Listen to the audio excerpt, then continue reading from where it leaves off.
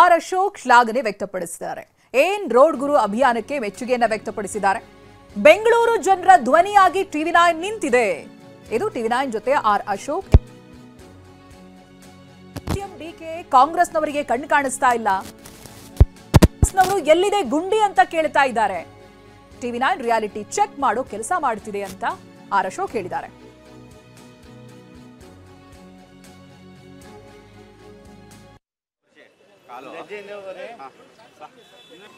ಈ ಬಗ್ಗೆ ನಮ್ಮ ಪ್ರತಿನಿಧಿ ಕಿರಣ್ ಹನ್ಯಡ್ಕ ಆರ್ ಅಶೋಕ್ ಅವರನ್ನ ಮಾತನಾಡಿಸಿದ್ದಾರೆ. ಏನ್ ಹೇಳಿದ್ದಾರೆ ಬನ್ನಿ ನೋಡೋಣ.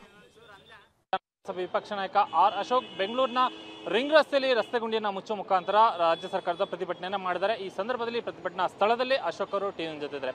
ಅಶೋಕ್ ಅವರು, ಇವತ್ತು ನೀವು ರಿಂಗ್ ರಸ್ತೆಯಲ್ಲಿ ರಸ್ತೆ ಗುಂಡಿಯನ್ನು ಮುಚ್ಚುವ ಮುಖಾಂತರವಾಗಿ ಪ್ರತಿಭಟನೆಯನ್ನು ಮಾಡಿದ್ರಿ. ಸಾಂಕೇತಿಕವಾಗಿ ಮಾಡಿದಂತಹ ಪ್ರತಿಭಟನೆ ಸಾಕಾಗತ್ತೆ ಇದು ರಾಜ್ಯ ಸರ್ಕಾರವನ್ನು ಎಚ್ಚರಿಸೋದಕ್ಕೆ? ಇಡೀ ರಾಜ್ಯಾದ್ಯಂತ ಮಾಡ್ತಾ ಇದ್ದೀರಿ.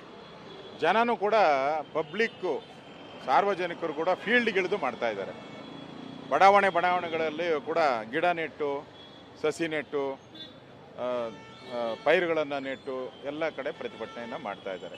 ಅಂದರೆ ಜನನೇ ಬೀದಿಗಿಳಿದು ಇವತ್ತು ಪ್ರತಿಭಟನೆ ಮಾಡ್ತಾ ಇದ್ದಾರೆ ಅಂದರೆ ಇದು BJP ಪ್ರಶ್ನೆ ಅಲ್ಲ, ಇಡೀ ರಾಜ್ಯದ ಜನರ ಬದುಕಿನ ಪ್ರಶ್ನೆ ಇವತ್ತು. ಆದ್ದರಿಂದ ಇದು BJPಯ ಹೋರಾಟ ಅಲ್ಲ, ರಾಜ್ಯದ ಜನರ ಹೋರಾಟ. ಆ ಹೋರಾಟವನ್ನು BJP ಕೈಗೆತ್ಕೊಂಡು ನಾವು ಕೆಲಸ ಮಾಡ್ತಾ ಇದ್ದೀವಿ. ಈಗ ಬೆಂಗಳೂರಿನಲ್ಲಿ ಹಲವು ರಸ್ತೆಗಳಲ್ಲಿ ಡಾಂಬರೀಕರಣ ಮಾಡಿರುವಂಥದ್ದು, ಮುಚ್ಚಿರುವಂಥದ್ದು ಎಲ್ಲ ಕೂಡ ಕಂಡು ಬರ್ತದೆ, ಅಲ್ಲಲ್ಲಿ ಕಂಡು ಬರ್ತದೆ. ಆ ಒಂದು ಕೆಲಸ ಅಂದರೆ ರಾಜ್ಯ ಸರ್ಕಾರ ಮಾಡಿರುವಂಥ ಕೆಲಸ ತೃಪ್ತಿ ಇದೆಯಾ ಆ ಮುಚ್ಚಿರುವಂಥ ಕೆಲಸಗಳು?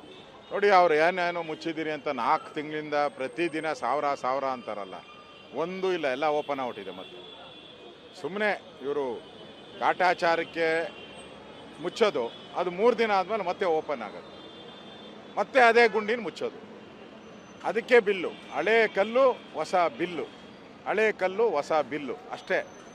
ಹಣ ಹೊಡೆಯೋಕ್ಕೋಸ್ಕರ ಗುಂಡಿ ಮುಚ್ಚೋ ಅಂತ ಒಂದು ಶೋನನ್ನು ಕಾಂಗ್ರೆಸ್ ಪಾರ್ಟಿ ಮಾಡ್ತಾ ಇದೆ. ಈಗ ಇಲ್ಲಿ ನಮ್ಮ ಮುಂದೆ ರಸ್ತೆ ಗುಂಡಿ ಮುಚ್ತಾ ಇದ್ದಾರೆ, ಆ ರೀತಿ ಗುಂಡಿ ಮುಚ್ಚುವಂತಹ ಕೆಲಸ ಅದು ತೃಪ್ತಿಕರವಾಗಿದೆ ಅಥವಾ ಸಮಾಧಾನಕರವಾಗಿದೆ? ಆ ರೀತಿ ಗುಂಡಿ ಮುಚ್ಚಿದ್ರೆ ಅದು ಬಾಳಿಕೆ ಬರುತ್ತಾ ಅಂತ? ಇದು 1 ವಾರದಿಂದ ಮುಚ್ಚಿರೋದು, 1 ವಾರದಿಂದ ಬಂದು ಮುಚ್ಚಿಬಿಟ್ಟು ಹೋದ್ರು. ಈಗ ಮತ್ತೆ ನೋಡಿ ಬಂದು ಇದನ್ನೇ ಮುಚ್ತಾ ಇದ್ದಾರೆ. ಅಂದರೆ ವಾರದಿಂದ ಮುಚ್ಚಿರೋ ಗುಂಡಿ ಇವತ್ತು ಇಲ್ಲ ಅಂತ ಹೇಳಿದ್ರೆ ಇವತ್ತು ಯಾವ ಪರಿಸ್ಥಿತಿ ಬಂದಿದೆ ಇದನ್ನು ಅರ್ಥ ಮಾಡ್ಕೋಬೇಕಷ್ಟೆ. ಗುಂಡಿ ಬಿದ್ದಿರೋ ರಸ್ತೆಗಳು ಇವತ್ತು ಮುಚ್ತಾರೆ, ಇನ್ನೊಂದು ವಾರಕ್ಕೆ ಮತ್ತೆ ಇದೇ ಪರಿಸ್ಥಿತಿ ಬರ್ತಾ ಇದೆ. ಅದರಿಂದ ಇದು ಮೋಸ, ಇದು ವಂಚನೆ ಅಷ್ಟೇ. ಟಿವಿ9 ಏನ್ ರೋಡ್ ಗುರು ಅನ್ನುವಂಥ ಹೆಸರಲ್ಲಿ ಬಹಳ ದೊಡ್ಡ ಅಭಿಯಾನವನ್ನು ಬೆಂಗಳೂರಿನ ರಸ್ತೆ ಗುಂಡಿಗಳ ಬಗ್ಗೆ ಮಾಡಿತ್ತು, ನಿಮ್ಮ ಗಮನಕ್ಕೆ ಬಂದಿದೆ? ಹೌದು, ಟಿವಿ9 ಜನಗಳ ಧ್ವನಿಯಾಗಿ ಇವತ್ತು ಏನ್ ಗುರು ಅಂತ ಹೇಳ್ಬಿಟ್ಟು ಒಂದು ಪ್ರೋಗ್ರಾಮನ್ನು ಮಾಡಿದ್ದೀರಿ.